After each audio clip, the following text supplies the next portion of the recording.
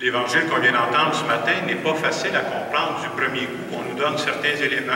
On nous dit que Jésus marche sur la mer. On nous dit que les disciples sont en mer, puis que la tempête monte, puis la peur les prend. Puis Jésus va leur dire, « Confiance, c'est moi, n'ayez pas peur. » Pour comprendre un peu le sens de ce passage-là, il faut savoir que pour les gens de cette époque-là, la mer, c'était ce qui représentait l'instabilité. Ça représentait le mal, même le démon. Et ça se comprend. Vous savez, les mauvaises nouvelles qui arrivaient dans ce temps-là, contrairement à nous cet été, c'était quoi les mauvaises nouvelles? Nous autres, c'était les avions qui s'écrasaient. Ça n'arrivait pas dans leur temps. Qu'est-ce qui arrivait dans leur temps? C'était des gens qui partaient à la pêche, puis ils revenaient non seulement pas de poissons, mais ils ne revenaient pas. C'est-à-dire, il y a des pêcheurs qui coulaient dans le fond du lac. Vous savez ce que les gens disaient? Ah, c'est l'esprit du mal qui l'a emmené. Et quand dans cet évangile-là, on nous montre que Jésus marche sur les eaux, on veut nous montrer que Jésus est au-dessus de tout le mal qui existe. On veut nous montrer qu'on peut compter sur lui dans toutes circonstances, même dans les tempêtes de la vie. Et ensuite, je fais le lien avec la première lecture que je trouve très belle, je le disais tantôt. C'est une belle façon de voir Dieu. On nous parle du prophète Élie.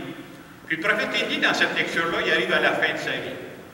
Parce qu'au début de sa vie, lui, je peux vous dire comment il voyait Dieu. Dieu, là, c'est celui qui va revirer le monde à l'envers. Ah ouais, il y en a des méchants, ils vont payer.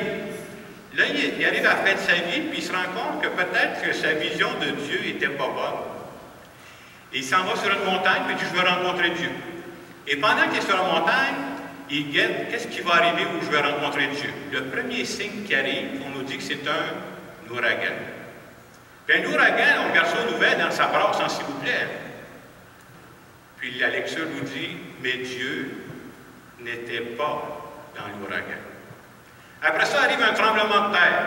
Nous autres, on a connu ça, des petits tremblements de terre ici. Mais allez parler aux gens de San Francisco, ils vont vous en parler des vrais tremblements de terre. Ça brasse en s'il vous plaît, cette affaire-là. C'est extraordinaire. La lecture dit, mais Dieu n'était pas dans le tremblement de terre. Arrive ensuite un feu. Les feux de forêt, c'est quelque chose, à un moment donné, ils ne sont plus capables d'arrêter ça. Là. Quand ça passe, ça se répand partout. Mais Dieu n'était pas dans le feu. Et finalement, on nous parle du murmure d'une brise légère. Déjà, une brise légère, c'est pas fort. Mais le murmure d'une brise légère, c'est light en s'il vous plaît, ça, cette affaire-là. Et c'est précisément dans le murmure d'une brise légère que le prophète Élie va rencontrer Dieu. C'est quoi le message pour nous autres? Mais quand je cherche Dieu, là, le danger, c'est de chercher Dieu dans l'extraordinaire, ce qui brasse, là. Et habituellement, où est-ce que je peux rencontrer Dieu? Dans le silence, dans le calme d'une brise légère. Et quand je fais cette expérience de Dieu, là, c'est comme si ça vient m'apaiser. Est-ce que ça vient régler mes problèmes? Réponse, non. Est-ce que ça vient de mettre de la paix dans mon cœur pour faire face à mes problèmes?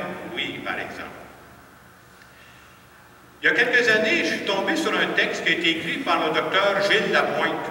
Peut-être qu'ils connaissent, c'est un médecin qui a fait des émissions de télévision sur la santé. Je sais qu'il participe encore à la Victoire de l'amour sur Semaine. Et dans ce texte-là, il comptait ceci. Il comptait que dans sa ville natale, lui, d'où il vient, il y avait un vieux médecin. Et vous savez ce qu'il disait, le vieux médecin, à ses patients? Il disait prier. Il dit que la prière, là, ça a un effet thérapeutique dans la vie. Vous comprendrez que le vieux médecin faisait rire de lui pas mal. Hein?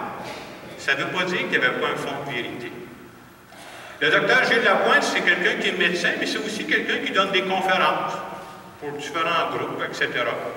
Puis il comptait dans ça qu'à chaque fois qu'il va donner une conférence, il y a quelque chose que je répète toujours aux gens. Il dit, moi, je suis médecin depuis plus de 35 ans. Les personnes malades, j'en ai vu dans ma vie. Et je trouve important de dire aux gens que ce qui rend malade, et même plus que ça, ce qui tue le monde, c'est pas d'abord le cancer. C'est pas d'abord les crises cardiaques. Qu'est-ce qui rend malade le monde? L'inquiétude, la peur Il dit, moi, je me promène dans les hôpitaux régulièrement. Un lit sur deux, c'est une personne inquiète, ça, cette affaire-là. On a beau avoir amélioré la médecine, avoir des nouvelles techniques, des nouveaux appareils, il y en a toujours des malades. Puis il disait, vous savez, au cours des dernières années, on a beaucoup amélioré ce qu'on pourrait appeler notre bien-être extérieur, et tant mieux, là. On a plein de choses qu'on n'avait pas, moi, mes grands-parents n'avaient pas. J'ai un bon four micro-ondes, j'ai un petit four, je suis presque un bon cuisinier avec ça, j'ai l'air climatisé, on a tout. C'est bien qu'on a amélioré notre bien-être extérieur. Et peut-être qu'on a oublié d'améliorer notre bien-être intérieur. Et de beau être blindé à l'extérieur, si à l'intérieur, tu n'as pas ton bien-être, c'est ça. Puis il dit, il ne faut pas se le cacher. Bien des gens sont inquiets pour ce qui va arriver dans l'avenir. On tombe tous là-dedans, pour le premier, là. Mais il dit, il faut se dire la vérité, là. L'inquiétude, ça rend malade. Et c'est normal si ton enfant est malade, que ça t'inquiète. Mais quand c'est rendu que ça te rend malade toi-même, peut-être qu'il y a quelque chose qu'il faut faire attention. Et quand il continuait dans sa lettre, cette lettre qu'il a écrite pour la victoire de l'amour, je trouvais ça bon parce qu'il ne se contentait pas de dire, bien, priez, puis Dieu va tout vous arranger ça. Ça, ce serait le Dieu de l'ouragan. Ah ouais, il passe, il règle tout. C'est pas de même que ça marche. Il dit, c'est vrai qu'il faut servir de la prière, mais il faut prendre aussi tous les moyens humains à notre disposition. J'ai quelque chose qui m'inquiète, et j'ai une peur dans ma vie, mais trouve-toi quelqu'un avec qui en parler. Ça peut être ton conjoint, ta conjointe, une bonne amie, très important. Prends les moyens humains. Aller chercher de l'information. Vous savez, tant qu'on n'a pas d'information, on est tous pareils. Le médecin me dit que c'était pas sûr, mon affaire. Moi, c'est sûr, là, je dis, hey, il faut-tu me rentrer aux soins palliatifs? Tiens, on m'a sauvé, là, nous autres. Là. C'est toujours la pire chose qui va arriver. Il conseillait même d'aller prendre une marche. Hey, même votre curé fait ça. Ça peut être un conseil. Mais quand il a dit tout ça, il rajoutait prier aussi. Prier parce qu'il disait, c'est vrai que la prière, là, ça vient nous apaiser. J'espère que c'est une expérience que vous avez faite dans votre vie. Et quand on prie, on se rend compte, on prend conscience, il y a quelqu'un qui veille sur moi. Il y a quelqu'un qui veille sur moi en tout temps, même dans les tempêtes. Et c'est important de croire à ça, ça vient nous apaiser. Il y a une figure que j'aime beaucoup dans l'Évangile de ce matin, parce que c'est une figure qui peut nous ressembler, c'est la figure de Pierre. On nous dit que pendant qu'il est sur la tempête, Jésus arrive sur la mer, puis mon Pierre, il dit, ben, moi, rejoins-moi là. Puis pendant qu'il marche, il commence à couler. La peur le prend, hey, il vente, puis tout ça. Et Jésus va lui tendre la main, et il va dire, confiance, c'est moi, n'aie pas peur. Il y en a combien de situations dans notre vie où on peut avoir peur, ou l'inquiétude, c'est normal, ça monte. C'est qu'est-ce qu'on va faire avec après. Je pensais à différentes situations. On est au mois d'août, là, puis je pensais à des jeunes qui vont commencer bientôt le cégep, ou qui vont commencer l'université. Puis là, ils se disent, oh boy, c'est mon avenir qui est en train de jouer, là. Ça va-tu marcher, mon affaire? Je vais-tu réussir? Je vais-tu être obligé de changer de branche, là? Et devant cette inquiétude-là, c'est comme si Jésus disait dans l'Évangile, confiance, c'est moi, n'aie pas peur.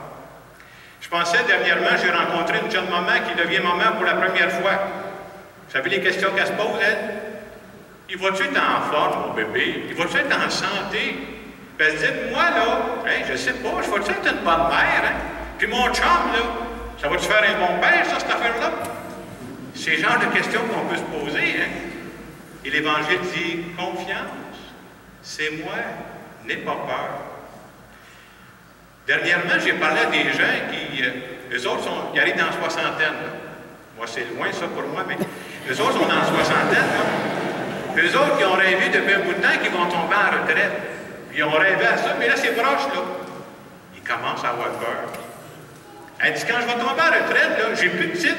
Je ne suis plus directeur d'école, je ne suis pas infirmière, j'ai plus de poste, je vais être tout nu, moi, qu'est-ce que je vais être?